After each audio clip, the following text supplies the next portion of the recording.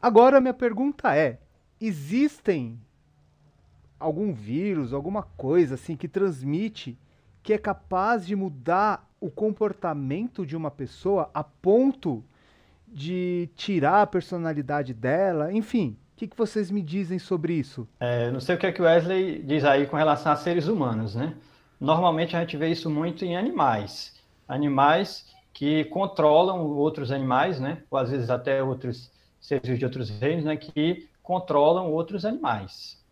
Com relação, então, à infecção em humanos, né, a gente tem algumas situações. Acho que antes da gente entrar também falando com relação à comparação a zumbis, mas há muito tempo atrás, diversos tipos de doenças ou alguns tipos de infecções, bom, patologias em geral, que envolvem o sistema nervoso, principalmente a região do hipotálamo, né, que é onde está o nosso comportamento ali de luta e fuga, né, como a gente vai ter a reação, os nossos comportamentos primordiais ali também, é, já era visto como tabus, né? Então, por exemplo, um ataque de convulsão, muitas vezes na Idade Média, era considerado algum tipo de possessão demoníaca, né? Então a gente vê que aí alguns tipos de patologias, como crises epiléticas, doenças que envolvem alguns tipos de áreas do cérebro, lobo frontal, lobo parietal, já era visto como algo místico, né? E a raiva, ela, acho que o jeito que a gente conhece os zumbis hoje, tudo por infecção viral, acho que foi muito inspirado na raiva. Porque ela tem um comportamento muito de agressividade, então nos primeiros estágios ali, na verdade, nos segundos estágios, né? A partir do momento que a pessoa contrai a raiva, ela vai ter náuseas, enjoos, dor de cabeça, mas conforme o vírus ele vai se desenvolvendo, uma vez que ele começa a influenciar os nervos, né? Os nervos no corpo da pessoa até chegar no cérebro, ele vai modificando algumas coisas. Então, o comportamento de agressividade, tem aquela característica que a gente identifica, por exemplo, em cães, né? Porque a raiva, ela é uma infecção viral que acomete mamíferos. Então, a gente pode encontrar em morcego, gambá, cachorro, gato, e por aí vai. Então, tem aquela questão de salivar muito, a pessoa tem agressividade, acaba fugindo da luz, né? Tem fotofobia, tem hidrofobia, às vezes se sente irritada quando consome água ou quando está perto da água, quando tem alguma brisa de ar entrando assim mais forte, a pessoa também tem esse comportamento de agressividade, e ela se dissemina a partir do contato de mucosas, né, e de fluidos, e também principalmente pela saliva. Um dos motivos da pessoa salivar, né, o cachorro ter aquela baba na boca, ou o ser humano que acabou contraindo a raiva, é justamente porque o vírus ele começa a se reproduzir bastante nas glândulas salivares, e aí em momentos de raiva, de agressividade, o instinto é morder. E aí sim, a mordida ela vai ser transmitida pela saliva, né? O vírus é transmitido pela saliva e a pessoa se infecta. Então aí a gente já vê o quão semelhante é, né, tudo que a gente vê de zumbi aí, de morder, a pessoa vai, sobreviveu ali ao ataque do zumbi, mas contraiu o vírus, e aí ele vai se desenvolvendo naquele organismo. Mike sempre tá aqui nas lives, nos vídeos. Perguntou se depois de um tempo os zumbis não iriam sumir pela decomposição. Aí a gente tá, né, já vai entrar nessa parte das discussões de possibilidade. Mas assim, na biologia, uma coisa que eu sempre refleti aí, desde acho que de moleque, quando eu vi as coisas de zumbi, com relação à infecção viral, né? Porque quando entra a maldição, essas coisas místicas, aí beleza, você consegue aceitar muita coisa. Mas teoricamente sim. Então nenhum organismo vivo, ele vai sobreviver sem alimentação. Então, se o zumbi não vai lá conseguir se alimentar, então todo mundo vai dar uma quarentena, todo mundo fecha a porta, se protege e espera o tempo de um organismo vivo sobreviver sem a questão de água, sem a questão de alimento, e também, se a gente pensa com relação a todo o resto de reserva energética que a gente tem no nosso organismo, que é a nossa gordura e o músculo, uma hora o organismo entra em colapso e morre, né? Então, teoricamente, sim, se eles não se alimentassem de nada, eles morreriam, né? O Mike aqui também no chat, ele lembrou de um caso real de, entre aspas, zumbi. Não sei se vocês vão lembrar. Os caras que, tipo, eles fumavam, cheiravam, tipo uns cristais de banho. E eles meio que viravam um canibal. Não sei se vocês vão lembrar dessa notícia. Mas rolou isso.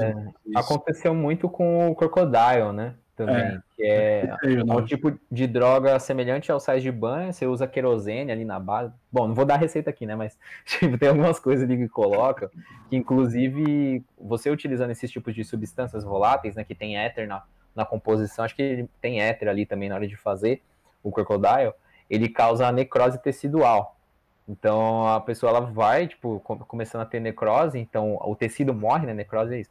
O tecido morre, vai decompondo, vai ficar podre, assim, a bochecha. Geralmente começa pela extremidade, né? Então ponta dos dedos vai ficar com esse aspecto morto, por isso que é chamado de crocodile, a droga, né? Porque a pessoa fica parecendo muito a pele de um réptil, de um crocodilo, porque ela entrou em necrose, começa a descamar, né? E a pessoa, como o crocodile, assim como o sais de banho, a metanfetamina, são psicoativos, ou seja, eles vão agir na região ali de comportamento de luta e fuga, de adrenalina, a pessoa vai ter agressividade, então tem essa questão dela morder. Acho que foi na Rússia, mordeu até o rosto, né, de uma pessoa, se eu não me engano. Eu acho que nos Estados Unidos teve também. Teve também, ele se desenvolveu bastante, acho que na Rússia, depois foi espalhando pelo mundo. Mas sais de banho, cocaína, que são agentes do sistema ativo, digamos assim, do nosso cérebro, eles podem ter esse comportamento de agressividade, soco, mordida, por aí vai.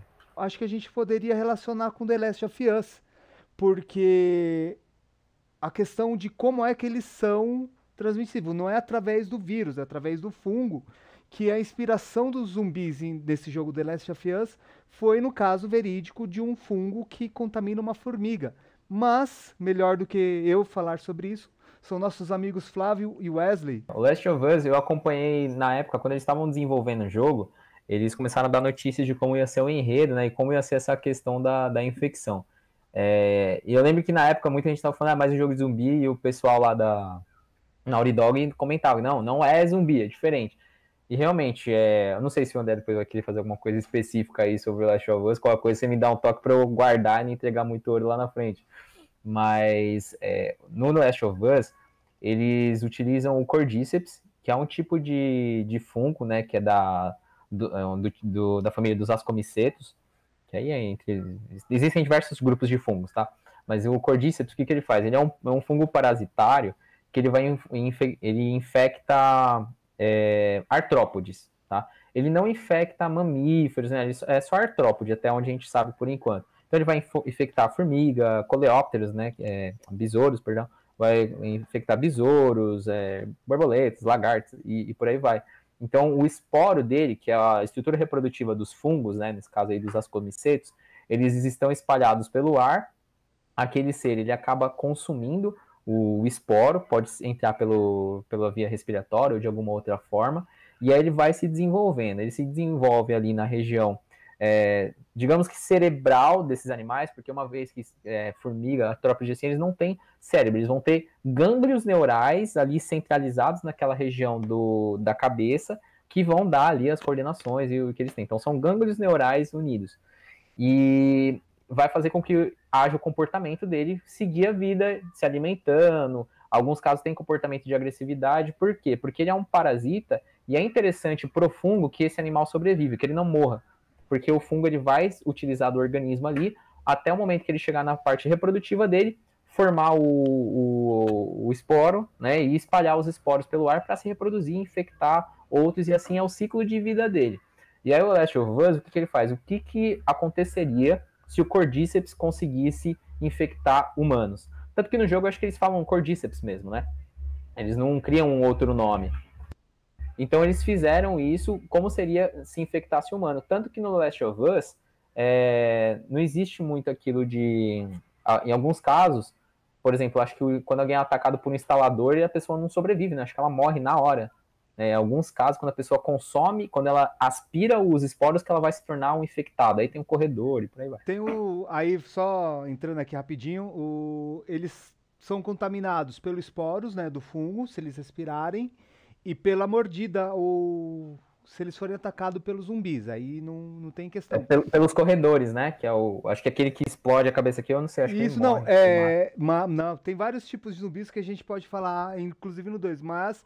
Qualquer um dos zumbis que pegarem as pessoas, já era. Contaminou, a não ser a Ellie, né, que é a protagonista principal, que ela desenvolveu uma imunidade. Mas só para complementar aqui, essa parte do 1 é que ele trabalha mesmo com essa do que são zumbis e tal. O 2 esquece essa parte da cura, esquece tudo e o negócio é vingança. O jogo, então, tanto que até eles falam no jogo, vamos procurar a cura, já era. As pessoas que poderiam fazer a cura morreram. Então, quem jogou um consegue entender bem essa questão. No 2 não traz muita novidade, não. Mas pra história, assim é demais. E aqui eu tenho uma participante especial aqui, ó. E vocês falando do fungo Cordyceps, a história que você falou, André, que deu origem, né, no caso, a esse jogo, que eu não sabia, né, mas é de um fungo que ele parasita formigas, ele é um esporo. Então o esporo ele se espalha pelo ar, e aí ele acaba se ligando ao exoesqueleto das formigas, e com o tempo ele passa a dominar o corpo da formiga, ele toma conta do sistema nervoso, do sistema muscular, e aí a formiga começa a agir como zumbi, ela acaba saindo do formigueiro, e aí ela vai se alojar em algum lugar úmido, numa planta, sobe um pouquinho e fica lá, e ali o parasita, no caso o fungo, ele vai se desenvolver até quando gerar novos esporos que sejam liberados no ar de novo e que possam se espalhar para outras formigas, né? E assim continuando o ciclo.